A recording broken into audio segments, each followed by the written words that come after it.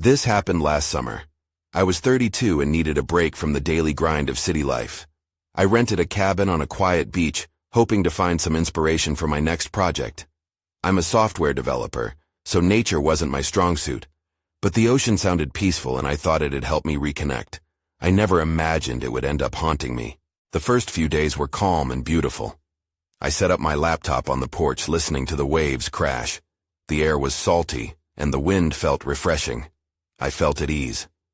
But then, on the second night, something changed. I woke up to a soft sound. Footsteps. I thought it was probably just a raccoon, so I dismissed it and rolled over to sleep. The next day was uneventful. I worked on my laptop imagining new ideas. That night the footsteps returned. They echoed outside my cabin. I sat up, heart racing. I felt cold, but I didn't get up. I told myself it was just my imagination playing tricks. By the third night I was more alert. I didn't hear the footsteps right away, but then they slowly came. I strained my ears. Yes, there it was again. Someone pacing outside. I jumped out of bed and peeked through the window. Nothing but trees, not even a shadow. I felt kind of silly but a little shaken too. The next morning I decided I needed to explore. I walked down to the beach hoping to shake off the unease. That's when I noticed the footprints in the sand outside my cabin. They were clear. What really bothered me was that there were no prints leading away. It felt wrong. I took a deep breath, trying to brush it off. Maybe it was just animal tracks? Days went by, and things only seemed to get worse. The footsteps grew louder, more frantic. I saw shadows flit past the corners of my eyes. I would walk into the cabin, and things would be rearranged. My coffee cup would be moved, or the chair would be pushed back. I was starting to doubt my sanity. Was I really hearing things? Did I forget where I put my stuff? I thought about leaving, but I clung to the hope of finding inspiration. Yet that last night, everything changed. The footsteps continued, louder than ever. I could feel them getting closer, as if waiting for me. I stood frozen. Just then, I heard a whisper. "Help me," it said softly. I didn't know how to respond. My heart raced. Finally, I turned toward the door. "Hello?" I called out. No answer. I opened the door slowly, but saw nobody there. My heart was pounding. The footsteps grew silent, but the air felt thick, like something was still there. Then, I heard it again, clear as day. "Why are you here, Sam?" I gasped. I was completely alone. No one was supposed to know my name. I stumbled back inside and slammed the door, locking it tightly. The floor creaked beneath my feet. I waited, heart pounding, and the chill crawled down my spine. I didn't sleep that night. I just sat in the dark, the silence deafening. All I could think was that I couldn't stay.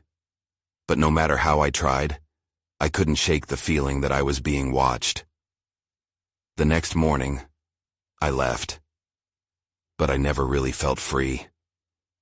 Even now, I sometimes hear footsteps echoing in the back of my mind, wondering if it was just the wind or something else. I drove for hours, desperate to distance myself from that cabin and the whispers that haunted me. The road blurred through my tears of anger and confusion. Why didn't I just pack my bags the first night? My instincts had screamed at me to leave, but I had brushed them aside, hoping for clarity and inspiration. It hadn't come. Instead, I brought home fear. A week passed, and I tried to return to my life. I worked on projects from my small apartment, but nothing felt right. I couldn't concentrate on code. My mind kept drifting back to the cabin, the beach, the footsteps. I convinced myself they were just figments of exhaustion. However, I kept checking the locks twice every time I came home. I felt a constant chill lingering in the air. Then, an email landed in my inbox with the subject line, "Urgent, read now." It was from the cabin rental service. My heart raced as I opened it. They had found my wallet. I remembered dropping it while rushing to leave. I hadn't thought I'd left anything behind, let alone something so important. They insisted on sending it back, but part of me hesitated. What would it mean to go back? It took a few days to reply, but I agreed to pick it up instead. I thought I could handle it. I needed to confront those memories. I needed resolution. On the day of my return, I fought panic as I drove back. Anxiety twisted knots in my stomach. My grip on the steering wheel tightened as I passed familiar landmarks. I pulled into the gravel driveway, breathing heavily. The cabin stood there, quiet, just as I had left it. I shuffled inside, trying to ignore the sense of dread growing inside me. It felt different now, almost like a stranger. My wallet lay on the kitchen table, untouched. Yet, the moment I touched it, a flood of memories washed over me. I saw shadows darting outside the windows and heard footsteps pacing just beyond my reach. I forced myself to breathe. Maybe it was just the echoes of my panic. I grabbed my wallet and turned to leave when I noticed something. The chair by the porch was knocked over, facing the door as if someone had been sitting there waiting for me. My skin prickled. I stepped outside, glancing around. That's when I saw it. A set of footprints leading from the trees right to my porch. They were fresh, the sand still slightly disturbed. I backed away, heart pounding again. Had someone returned? Or was it just my mind playing more tricks? Suddenly, a low voice broke through the stillness. "You shouldn't have come back." I whipped around, searching for the source. The air grew heavy, and a shiver ran down my spine as I felt that familiar sensation. The sense of being watched returned full force. "No," I whispered, backing away towards the cabin. But the door creaked open and I was not alone anymore. I froze at the threshold. The door swung open on its own, creaking like an old ghost threatening to let something wicked in. I dared a glance over my shoulder but saw only the tall trees looming behind me, their branches swaying in the wind, a twisted reminder of the calm that had turned chaotic. "Hello?" I called out, my voice trembling. No answer. I stepped back inside, heart racing. The floorboards creaked beneath my feet, echoing in the stillness. Every instinct told me to leave, to jump back in my car and drive until the road blurred again. But something held me there. A haunting curiosity, perhaps, or the need to confront whatever lingered in that damned cabin. I turned slowly, peering into the dark corners of the room. Shadows flickered as my mind raced with possibilities. Was it the same voice I had heard before? Were the shadows merely tricks of light? Or something more sinister? As I stood there, a gust of cold air swept through the open door, causing it to slam shut behind me. The loud thud sent me jumping back. I rushed toward the door, twisting the knob frantically. It wouldn't budge. Panic gripped me, and I felt the urge to scream. Instead, I swung around to face the room. There it was again, a whisper, barely audible. "You shouldn't have come back." I spun to look, but the cabin remained hauntingly quiet. I was terrified and alone. Yet when I glanced toward the window, the rattling glass revealed something unnerving. Outside, beyond the porch, the footprints were no longer a solitary path. A network of them surrounded the cabin, some leading toward the woods, others trailing back to the trees. "What is happening?" I gasped. The voice had returned, whispering from somewhere deep in the shadows behind me. "You need to listen." I shivered, freezing as dread washed over me. I took a deep breath and squinted into the darkness. My mind raced. Maybe this wasn't about fear at all. Maybe it was a warning. Then, a soft rustling sound drew my attention to the far side of the cabin. The sound of something shifting, something moving. A shape emerged slowly, and I could barely make it out. My pulse quickened again. I didn't want to believe what I was seeing. A figure stepped into the faint light, a shadow shrouded in mystery. "You shouldn't have come back," it repeated. But this time I recognized the voice. It was lower and darker, tinged with something close to regret. "Who are you?" I demanded, the tremor evident in my voice. I wanted to run, but my feet felt glued to the floor. He took a step closer, and my heart sank as recognition flickered in my mind. I knew him. I had once shared laughter with a younger version of that face, a friend from summer camp. The warmth of those memories clashed with the chill of terror washing over me. "Daniel?" I breathed in disbelief, struggling to comprehend the nightmare unraveling before my eyes. But there was no warmth in his eyes, only an unfamiliar darkness that chilled me to the bone. "You don't belong here. Not anymore," he whispered, taking another step forward. I needed to escape. I had to uncover the reason he was back. But as I turned to the door one last time, I sensed that something was very, very wrong. It was all unraveling faster than I could grasp. I couldn't just stand there staring at him. My mind buzzed with confusion. I felt like I was trapped in a dream, one that wouldn't let me wake up. I took a shaky step back, my instincts screaming for me to flee.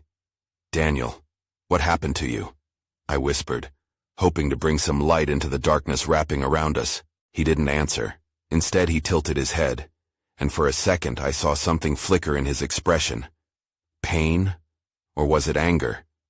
I couldn't tell. The shadows shifted again as if they were alive, swirling around him while he remained eerily still. "You need to leave." "Now," he said, his voice rising. "Leave," I repeated, heart pounding. "I can't just leave. I have to understand all of this." I pointed at the footprints outside, the whispers in the air, the figure of my childhood friend standing before me, somehow so different, yet so familiar. He stepped forward again, and I pressed against the wall. Fear held me like a vice. "Do you not remember?" he asked, voice lowering. "What we found here last summer." The mention of that trip sent chills rippling through me. I had buried that summer deep in the recesses of my mind for a reason. "We had fun. We were kids," I said quickly, though uncertainty curled in my gut. There was nothing wrong. A cold laugh escaped him. "You don't know the truth. What you thought was just a game was much darker." "What are you talking about?" I felt the walls closing in, suffocating me with dread. I wanted to reach out, to shake the truth out of him, but fear kept my limbs heavy. "The footsteps," he breathed, and my blood froze. "They were drawn to us. They still are." Suddenly, the air around us shifted. I felt a heavy pressing sensation on my chest, like hands straining to burst through. The cabin creaked ominously, and I sensed the shadows creeping closer, almost alive with a presence that was not my friend. "I don't understand," I cried, clenching my fists. "You're here, but you're not you. What's going on?" As if my question summoned them, the whispers grew louder, swirling around the room like a dark storm. "Listen," Daniel urged, his voice strained. "There's no time. It's coming." Then everything went dark. I blinked, and the room flashed back into view. Alone. Daniel was gone, and I was left engulfed in silence. My heart hammered in my chest as the shadows quivered, indicating their movement. I stumbled to the door, twisting the knob again. It still wouldn't open. It felt like the cabin itself was a trap, alive and waiting for me to make the wrong move. That's when I saw it, a faint glow emanating from the darkest corner of the cabin. My curiosity piqued. I moved hesitantly toward it. Whatever lay ahead felt dangerous, yet I was powerless to resist. With each step, the whispers faded, replaced by a deep resonating voice that seemed to echo from below. "You shouldn't have come back," it boomed. Before I could react, the ground beneath me trembled. The cabin shook, and I braced myself against the wall, heart racing. Just when I thought I might find an escape, a loud bang came from the darkness, and I realized it wasn't over yet. I pressed my back against the wall, my eyes wide as I traced the source of the glowing light. It flickered like a desperate flame, drawing me in. "Stay back," I warned myself, but something had shifted inside me. The fear mingled with a desperate need to know what was happening. I stepped closer, every nerve screaming for me to retreat. The light intensified, revealing a small wooden box half buried in the floorboards, ancient symbols carved into its surface. It looked strangely familiar. "Daniel," I whispered, remembering an old story he had told me, the one about a cursed object they found during our trip last summer. We had laughed it off back then, but now the memory filled me with dread. The whispers returned, swirling through the room again, louder this time. "Open it!" they coaxed. The voice was smooth, almost seductive. My fingers trembled as I reached down and brushed the dust off the box's lid, but before I could lift it, a shadow flickered across the cabin. I froze, fear coiling around my chest.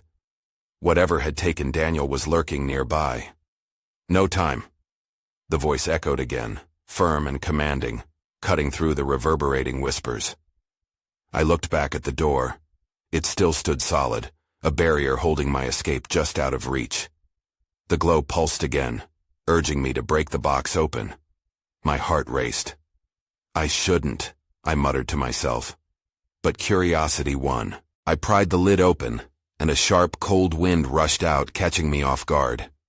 Inside, a small black stone glimmered, adorned with the same symbols that marked the box. As I picked it up, a surge of power coursed through me, vibrant and intoxicating, like electricity. "Stop!" the voice boomed again, echoing in the confined space. The shadows darted closer, swirling around my legs, cold and unyielding. I felt their presence more than ever before, dark and hungry. "What do you want?" I shouted, holding the stone tighter, unsure if it was my only tool for survival or part of the trap. The whispers quieted, and for a moment, all I heard was my pounding heartbeat. Then a figure formed in the dim light. It was Daniel, or what remained of him. His expression was strained, eyes dark and hollow. "You shouldn't have touched it," he gasped, reaching out a hand toward me.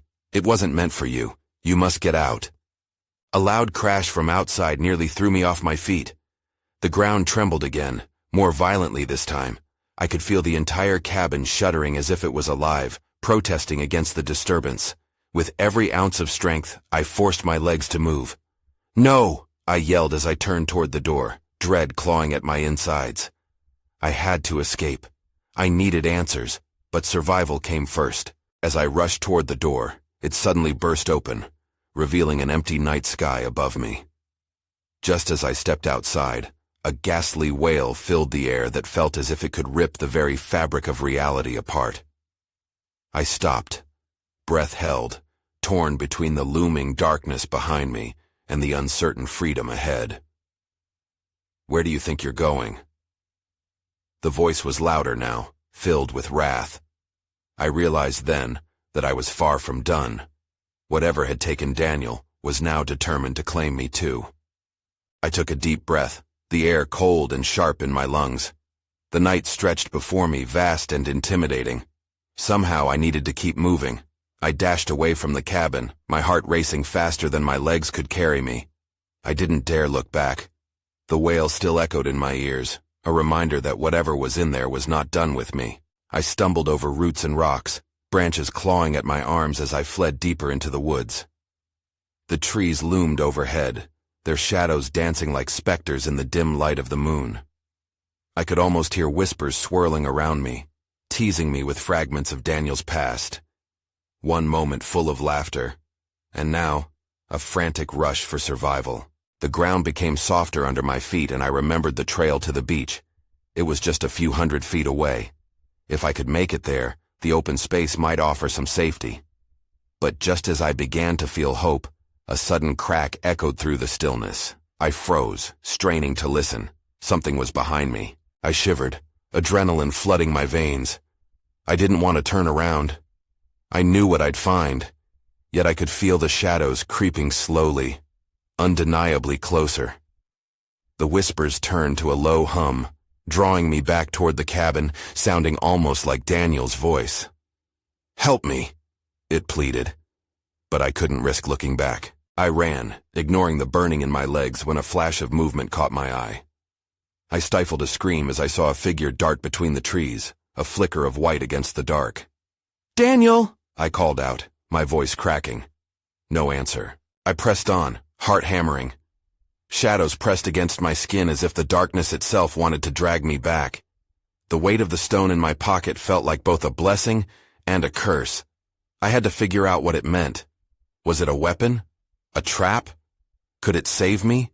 Or was it what doomed me? I burst into the clearing by the beach, the moon casting glimmers on the water.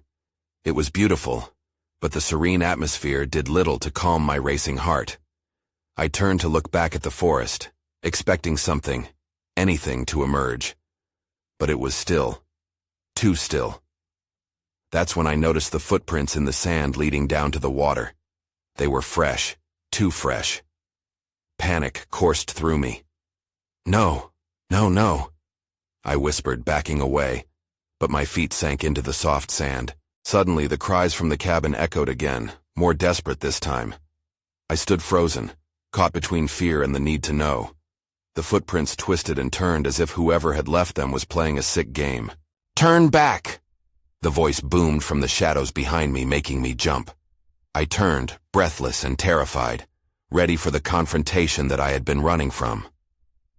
The figure emerged, a ghastly silhouette against the moonlight.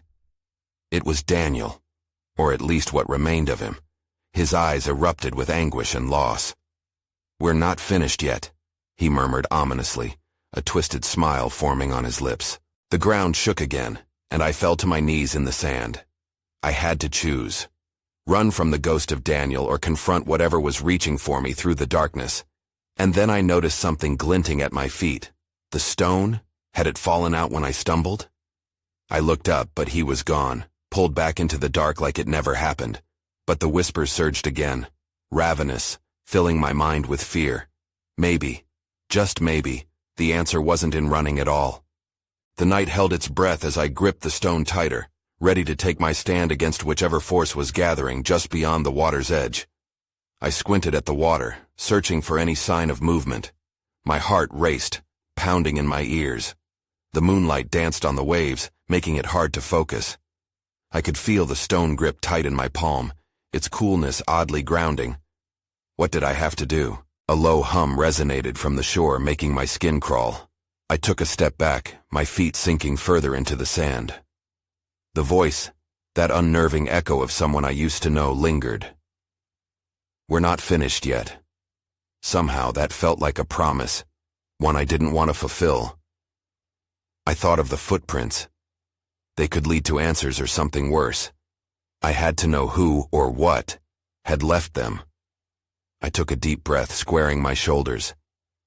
I wouldn't get any closer to the truth by staying in place. With a quick glance behind me to the dense trees where Daniel had appeared, I started toward the water. The sand felt heavier the closer I got, as if reluctant to let me pass.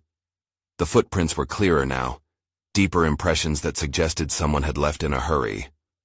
I dropped to my knees to examine them more closely. My fingers brushed against the cool sand, tracing the outline of the prints. There were two sets, one larger and one smaller. I swallowed hard. Were they Daniel's? Or was it someone else's? Deep down, I didn't want to know the answer. As I pulled away, a flicker of light caught my attention from the water's surface. Shimmering, like a star dropped into the waves, it grew brighter, illuminating the darkness around me. A shiver of unease coursed through my body. I didn't want to get closer, yet I felt a force pulling me forward. Suddenly the water rippled violently, crashing against the shore, and the light disappeared. I gasped, scrambling back to my feet just as something broke the surface. A hand, pale and outstretched, rising from the depths with an eerie grace. I froze, heart racing, rooted to the spot. "Help me," it whispered, and the voice sounded so much like Daniel's. I couldn't tell if it was a plea or a lure. The faint glow flickered back, making it more visible, an arm reaching, fingers desperately grasping for something solid, something real. I fought against the instinct to run, but fear wrapped around my throat. Every instinct screamed for me to flee, yet something in me urged to respond. The stone in my hand pulsed, warm and alive, as if it had a will of its own. "No!" I shouted, half to the water, half to myself. I needed to make a choice. Was it Daniel? Was he trapped there, in those depths? Or was this some cruel trick, a monster wearing his face? The thought of facing that horror made my stomach turn. Then everything went quiet. The whispers stopped. The hand lingered just above the surface, waiting. I took a step forward, the stone glinting in the moonlight. What if the truth lay below the waves? I stood at the edge, torn between fear and an undeniable need to understand, to break whatever hold this nightmare had over me. That's when the darkness from the trees shifted again, a looming shadow that felt all too familiar. Someone else was there, lurking, watching, and then I heard the voice again. You should turn back. Panic surged through me. Would I just run into the darkness, or would I face whatever lurked in the depths? The choice was mine. I took another step toward the water, adrenaline coursing through me. The hand inched closer, fingers curling slightly as if reaching for my own. Each heartbeat seemed to echo in the silent night. The voice was unmistakably Daniel's, and a part of me screamed to trust it. But the shadows still loomed, twisting my thoughts. "Help me," it whispered again, losing its pleading tone, turning chilling instead. I instinctively stepped back, my mind racing. Why was I even considering this? The stone felt heavier in my palm, practically vibrating with a strange energy.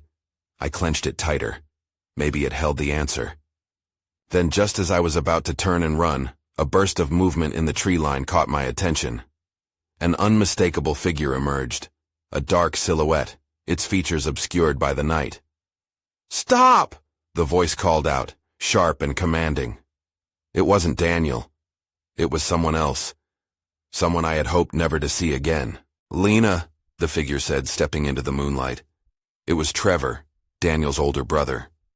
My breath caught in my throat. What was he doing here? He looked different, wilder. His eyes glinted in a way that sent chills down my spine. "You need to leave. Now." I hesitated, my gaze flickering between Trevor and the hand still reaching from the waters. "What do you know? You need to tell me," I shouted, desperate for answers. He took a cautious step forward, concern etched across his face. "That's not Daniel. It's a trick," he insisted, voice urgent. "We've been looking for him. You shouldn't be here." I shook my head, confusion matching my fear. "What do you mean? I can help him." Trevor surged closer, his voice dropping to an uneasy whisper. "You don't understand. There are things in this water, things that take what they want. You're playing with forces you don't comprehend." His words held a weight, settling in my gut like a stone. I glanced back at the hand, the glow dimming, almost flickering out. The pleading was gone, and in its place was a darkness that clawed at my reason. "No," I said, taking a brave step back. "I have to know. I have to find Daniel. I can't leave him." Trevor lunged toward me, panic flashing in his eyes. "Stop! It's too late." But I had already turned my focus back to the water, the pull growing stronger, more demanding. That's when everything changed. The surface of the water erupted, and more hands broke through, not just one, but several, all pale, all outstretched. Their faces, twisted and wrong, emerged from the depths, mouths gaping wide. Screams erupted from my throat, and I stumbled backward, my heart racing. Trevor was shouting at me to run, but I couldn't tear my eyes away from the chaotic scene. They were real. The figures weren't illusions. "Lena!" Trevor shouted as I felt the tide pull me closer, dragging me toward the nightmare. "We need to go now!" But whatever was in the water wasn't done with me yet. I felt the stone nearly burn in my palm, the light flickering within it almost calling out, yearning for release. Then just as I braced myself to flee, something pulled me from behind, yanking at my shirt. I turned to see Trevor's eyes wide with fear, holding on to me for dear life. That's when I saw it. A face broke through the water, an eerily familiar face with hollow eyes staring right at me, eyes like Daniel's. "Help me, Lena." I gasped as dread washed over me. Was this Trevor's warning? Or was I stepping into the darkness that would cost us both everything? I felt a surge of fear grip me tighter as I stared at the face in the water. It was Daniel, but not Daniel. His eyes were lifeless, his expression twisted into something pained and hungry. The others around him were reaching, their fingers straining toward me as if I were the last hope they had. "Lena, we have to go!" Trevor's voice cut through the chaos, harsh and frantic. I struggled against the pull of the water and the figures clawing at the air. I wanted to run, to escape, but my body felt frozen. The stone felt like a live wire, pulsing against my skin, urging me closer to the chaos. "No!" I shouted, my voice cracking. "You don't understand. I can help. It's him." Before I could think it through, I found myself stepping forward once again, drawn to the familiar face. The cold water lapped at my feet, soaking my shoes. Trevor tightened his grip, but his voice became a background noise, barely breaking through my focus. "Help me, Lena." Daniel's voice echoed, chilling and sweet like honey laced with poison. The more I stared, the less I saw the boy I loved. The shadow of him lingered, but the figure transcended into something dark, something desperate. His lips curled into a malevolent grin, and I could see the others behind him whispering in a language I couldn't understand. Urgent, horrible whispers that echoed through the night. "Please," I cried out, tears welling up as I battled against the horror unfolding before me. "I'm here. I can save you." Trevor yanked me back harder, his body crashing against mine, forcing me to stumble sideways. "It's not him," he yelled, panic filling the air. "He's not the only one out there. It's a trap." Before I could respond, the screams erupted from the depths of the water, a cacophony of tortured voices. They split the air, drowning out everything else. My heart raced as shapes moved beneath the surface, pushing against the water, clawing for freedom, for life. Trevor glanced behind him toward the dark woods. "We need to go now." His urgency sliced through the shock flowing through my veins. That's when I made a choice. I ripped the stone from my palm and hurled it into the water. It landed with a loud plunk, sending splashes high into the air. In that moment, everything changed. The hands recoiled, the water churned violently, and the faces contorted in rage and frustration, disappearing below. For half a second, the chaos dissolved into a stillness so complete I could hear my own heartbeat. But then, a wave surged back up, higher than before. It felt alive, angry. I felt Trevor drag me away, his grip remaining a lifeline even as the water roared. I stumbled as we broke free of the shoreline, the water retreating, leaving behind a heavy silence. But before I could catch my breath, I knew we weren't safe yet. The woods loomed dark and ominous behind us, as if cradling more secrets than we could imagine. "Lena," Trevor whispered, his voice trembling. "It's not over. There's more." I turned back, uncertainty flooding my mind as dread settled deep in my gut. I had unleashed something from that water, something that might not stay hidden for long, and whatever it was, it wanted us. That's when I heard the whisper again, slicing through the quiet night. "Help me, Lena." The chilling echo of that voice echoed from the water's edge as Trevor and I stumbled through the darkness of the trees, adrenaline and fear propelling us forward. I could hardly discern the path, my heart hammering in my chest as the sounds of the ocean faded behind us, leaving only the rustling leaves and the stifling silence. "Keep moving," Trevor urged, glancing over his shoulder. His expression was a blend of terror and determination, and I felt both reassured and unnerved by his urgency. The night still pulsed with that refrain, the whisper clinging to my thoughts like a shroud. "Help me, Lena." What did I do? I muttered, guilt gnawing at the edges of my mind, as if my actions had stirred something from the depths that was now chasing us through the forest. "Don't stop! We have to get out of here," Trevor hissed, and I pushed away the suffocating thoughts, forcing myself to focus. I had never run so fast in my life. Branches clawed at my clothing and roots tried to trip me, but I ducked and dodged, desperate to escape whatever cursed presence had clawed its way from the water. We reached the clearing where my car was parked, but as we hurried towards it, a sudden unnatural chill washed over us. I froze, thoughts swirling. Had the darkness followed us? I glanced wildly around, the faint luminescence of an unseen presence flickering in the corners of my vision. "Lena!" Trevor's voice broke through my daze. "Get in!" I scrambled for the door, fumbling with the handle as my heart thudded against my ribs. I barely managed to slip inside before Trevor jumped in beside me, desperate to get the engine started. "Please start," I chanted under my breath, praying for the familiar hum. The headlights cut through the darkness, illuminating the trees that towered like watchful sentinels. The moment I hit the gas, the tires screeched on the gravel, throwing us into motion. But just as we sped away, I caught a glimpse of something in the rearview mirror, a shape lingering near the edge of the clearing, cloaked in shadows. My thoughts raced back to the whispering voices, the hands rising from the water. My heart sank. What if it doesn't stop? What if it follows us? Trevor kept his eyes on the road, tension etched deep in his brow. "We need to get far away from here, then we'll figure it out." A wave of defiance washed over me, igniting a spark of hope. As the cabin vanished from sight, I thought I might breathe again. We drove in silence, the thrum of the engine drowning out my chaotic thoughts. Treacherous questions bubbled beneath the surface. What had Daniel become? Did I save him, or had I released something far worse? "Maybe it's not done," Trevor interjected, as if reading my mind. "Whatever that was, it's still searching. You felt it, didn't you? That shadow?" I nodded slowly. He looked like Daniel, but it wasn't him. I could feel that. Something dark had taken over. A heavy silence encased us as we raced down the winding roads.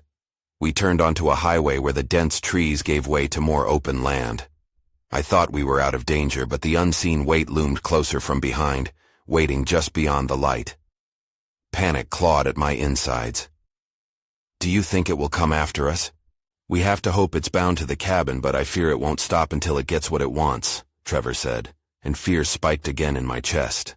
The reality of the situation felt more like a nightmare that refused to fade. For days afterward, I found myself glancing over my shoulder, locks checked twice, uncertain if the presence was lurking at the edges of my mind or something more tangible in the environment. I knew whatever I had unleashed would never truly be gone. I couldn't shake the thought that I would be haunted by those echoes and shadows, whispering my name, reminding me of the connection I had severed. After what felt like an eternity, we finally escaped the woods and approached the first town, bright lights gleaming like welcoming stars. But as we drove further, my thoughts drifted back to those footprints.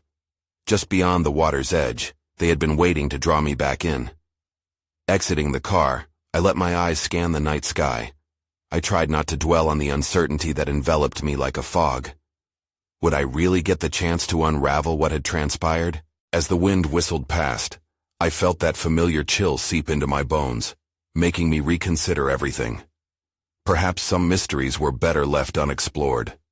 And even as we walked away from the ominous whispers of the cabin, I still pondered if the darkness remained, hiding just beneath the surface, waiting for its moment to rise again. It changed how I see things. The world felt both larger and smaller at once. There were shadows lurking where I once saw only safety. Even so, I couldn't help but wonder about the truth behind the whispers that taunted me. Should I go back? The questions lingered, and I couldn't shake the unsettling notion that somewhere, somehow, the echoes of that night weren't finished with me yet.